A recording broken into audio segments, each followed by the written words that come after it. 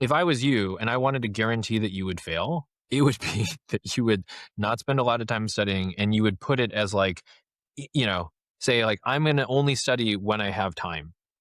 My name is Dr. Murza Jafari, DDS. I went to the University of Michigan School of Dentistry.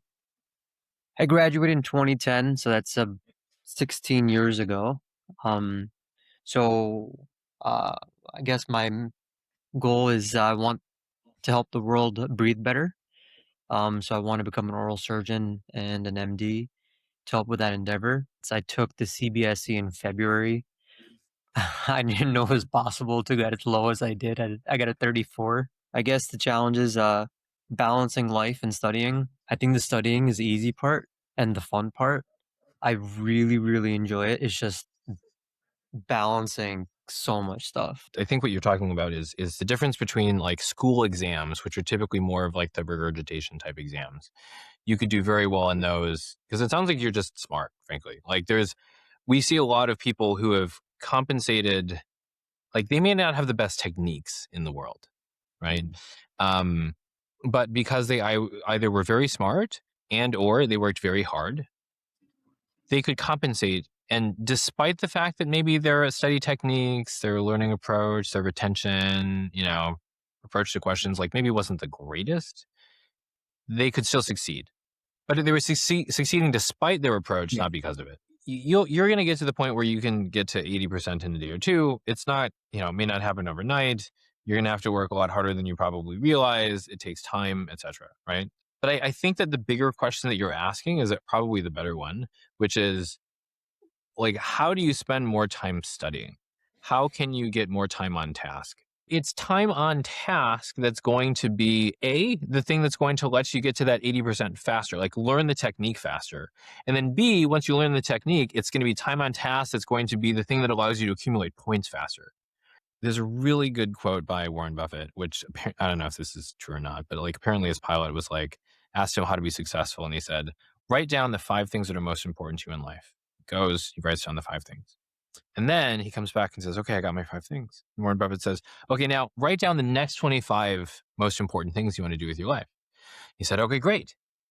He goes and he writes down the 25 things. And he said, okay, so I've got my 2 lists. I've got the top 5 and I've got the next 25. And Warren Buffett says, okay, this is awesome. Now, the way to be successful is just focus only on those top 5 things. Nothing else, just those top 5 things. He said, okay, well, that makes sense. That's simple. But what about these other 25 things?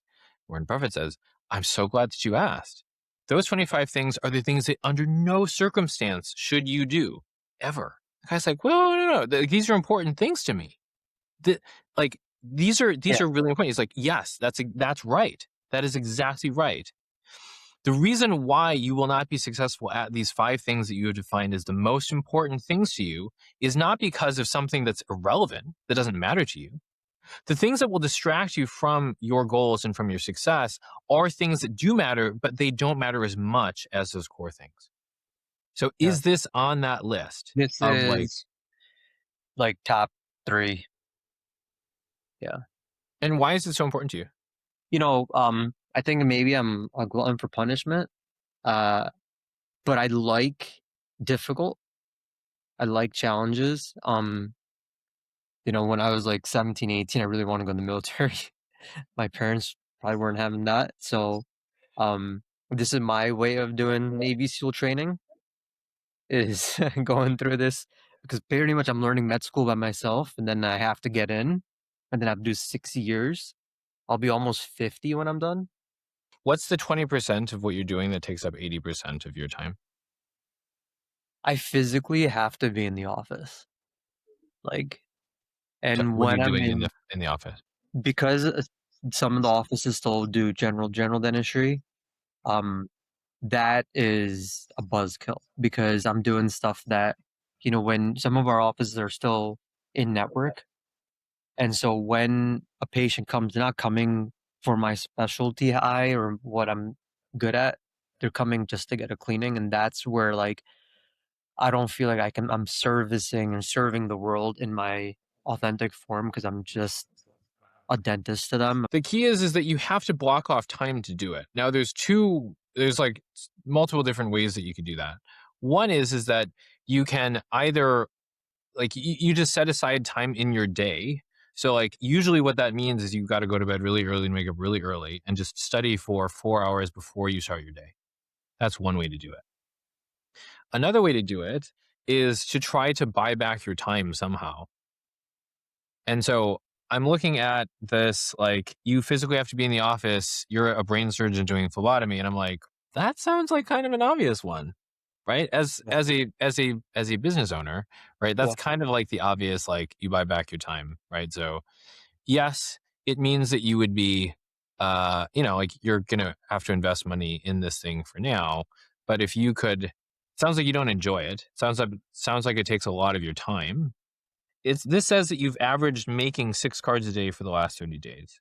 If we are generous and we make it the last 20 days, it's maybe like nine cards a day. Typical, even for people that are studying full time, we still expect about 50, right? If you want to get to that, like I can add, 0.3% to my score in a day, 0.2% to my score, 0.5% to my score in a day.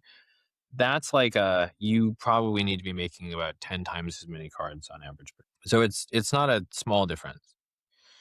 And so I'm just trying to figure out where are we going to find that time. If you're a medical student or a doctor preparing for either the USMLEs or COMLEX or one of your medical board exams, then be sure to sign up for our free 14-step program where we'll walk you through the most efficient ways for you to improve your score in a short period of time. And if you're interested in getting there faster, be sure to book a free call with our team where we'll break down what it is that's holding you back and, if it makes sense, explain how it is that we can help you to get there more efficiently. I can tell you some like simple rules that I have used that help. One is that it's easier to do something always or never than sometimes. So for example, in medical school, I would always go to bed at like 9 and wake up at 5, always. Well, So my mm, friends just knew I don't go out to parties past 9. So yeah. they would never take it personally if I said, no, I'm not going. Because they just knew. They like wouldn't even ask. They just knew I wasn't going to do Yeah. it. Now, I made the mistake once of staying out late once, and then for a while after that, I would get this like, "Well, how about you come out now? Like you did it Yeah. before, Yeah. right?" So Yeah. it's easier to do something always or never than to do it sometimes. If you just say, I do not attend like any family function," it's a lot easier than being like picking and choosing. Like, "Oh, this is my favorite days," but like, because like that is much worse. If you just tell everyone a blanket no, you'll hurt a lot fewer feelings than if you like pick and choose. Other things like trying to study before you go into work is almost always easier than trying to do it afterwards. I am an ADHD night person. I do all of my best work probably at night. My team knows this. Yes. However, I knew that if I was going to be working going to class from like 9 to 5 or 9 to 6, or I was going to be in the hospital from like 7 to 6, I was gonna be exhausted by the time I got home, and the last thing that I would wanna do, especially since, like, my family hasn't seen me, like, et cetera, Yeah. like, the last thing I'm gonna wanna do is to sit down and study. Yeah. And so it's much easier to just be like, "Okay, I'm gonna go to bed really early and wake up really early and study for" like, if I wanna study for 3 or 4 hours, it's much better to do that before my day starts rather than after it ends. Because if it's before the day starts, I can control that time. If it's after the day ends, like I have no idea when Mm. my day is going to end. When I get home, there's always going to be some kind of emergency. I think also what happens is you kind of just get stuck in the flow of things because you kind of have like almost like a set schedule and you just keep on you trying to add more stuff to your schedule instead of taking and subtracting. I think this is kind of almost putting it in the forefront. Like there has to be addition by subtraction, and like I have to actually put pen to paper and really like, all right, that time is the most valuable time that I have. If that's in my top 4 of things in life, then I have to really get my together. Like, it just has to be planned out better and executed better. So we had a student who she started. I think actually, I want to say she started at a similar score to you. I think it was in the 40s actually, and she ended up getting 80 something on her NBMEs. I actually don't know what her final like CBSE score was, but her Did you NBME, test this in Canada? yeah, yeah, yeah. Oh, she got a mid-80s? Wow. I'm pretty sure. Yeah, yeah, and she did it pretty fast. She went from 40s to 80s within like 2 or 3 months. Wow. Now, granted, she was studying like a fiend. Like you could tell. I mean, she was devoting huge amounts of time, and her family like just protected her time. Like her husband just like took the kid, whatever. The first problem you have to solve is time. And then the second problem you have to solve is like, how do you go from 0 to 80? And once you learn those two things, then it's just a matter of like volume, right? Then you just have to do it more. But those are the problems that you're going to have to solve. Again, we're going to work with you to solve this. The thing that you have to do before all of this is that you have to devote more time to it. And it's not going to be like 20% more. It's going to be like 10 times more. Like it's not going to be a small difference. Your life should feel different. Your family should think like, oh my God, this is so different from what it is that I've known so far. If that is true, then I think that that's like a good starting point. All right, let's do it. Great. Let's go. All right, Muzzy. It was so good to meet you. Nice to meet you. I appreciate it. Thank you all for being on here. What if you could walk into step 1 already knowing you'll pass? I've watched students transform from failing practice tests to comfortable passes in just 3 weeks. In my next video, I break down the exact 10-step framework that virtually guarantees you'll pass. Not through luck or grinding harder, but through a systematic approach that just works. Click here to watch how to virtually guarantee a step 1 pass and get the system now.